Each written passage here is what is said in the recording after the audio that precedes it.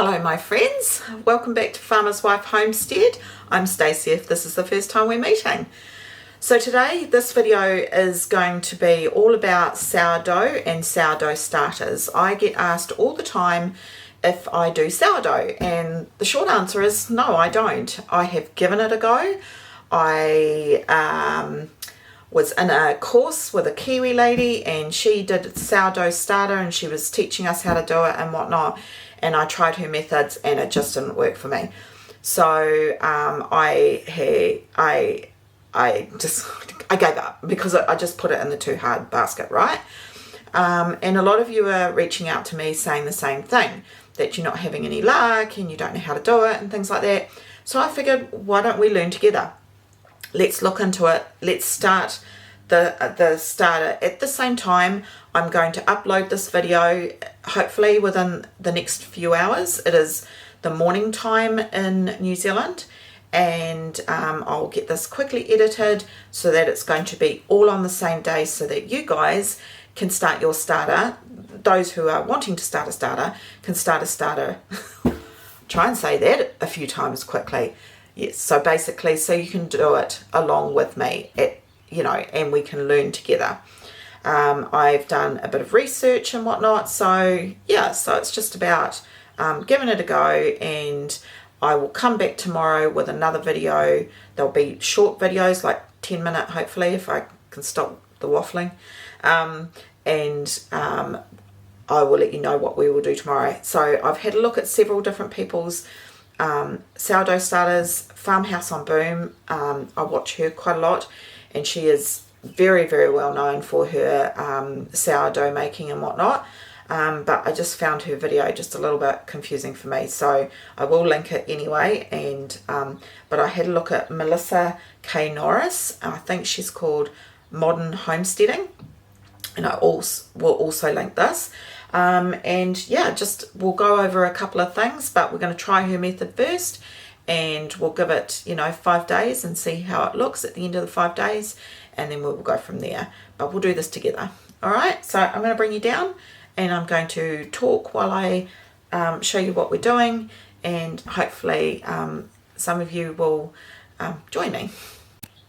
Right, so you can make it two ways. You can either use a measuring cup and a measuring spoon, or you can weigh it. If you weigh it, it's more accurate, and they recommend that you do it. So we're going to weigh it, and then I've just got a pint-size jar.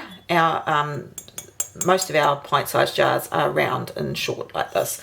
So we're going to start with that. You want it clean, but you don't want it soapy clean, so the soap isn't good for the starter. So this has been through the dishwasher, and at the moment it's just been wiped out. All right, so I've got some cold water. The water needs to be filtered.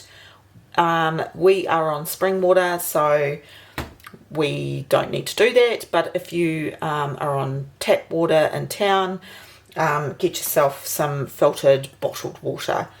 The other thing is the flour. One moment. It was too much talking hand. The other thing is the flour. It's recommended that it is unbleached. Now, correct me if I'm wrong, any Kiwis, please let me know. God, the lighting. I have not seen unbleached flour. It could be in the specialty sections, but this is just a high-grade flour that I brought, and nowhere on the packaging does it say that it's bleached or not bleached. So that's something that I've not seen in New Zealand. Yeah, so unbleached flour is preferable. Organic is preferable, and wholemeal apparently is much better. But, I want this to be something that is easy for everyone. So we're just going to go with some high-grade white flour. All right, so we're going to place the jar on there. I've got myself a little spoon, and so you can do 1/4 cup or 30 grams of flour. So let's just measure that out. I've got it shaved off, and let's see if it equals 30 grams. So that's 37 grams. So let's take some of this out. That's why using measurements is better.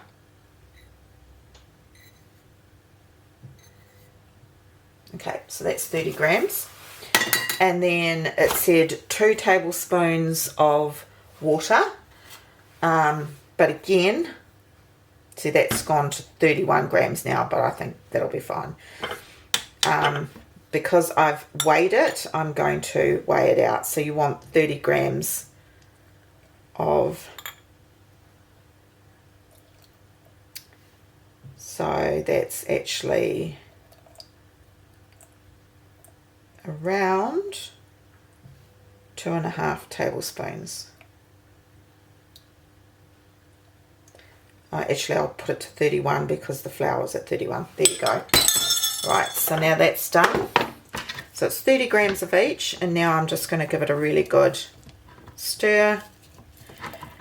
And she said that if it is a little bit too dry, you can add a little bit extra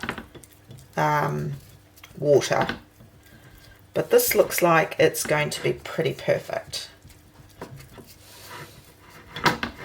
Okay, so just make sure that all that flour is hydrated. All right, so can you see in there? That's all hydrated. All right, so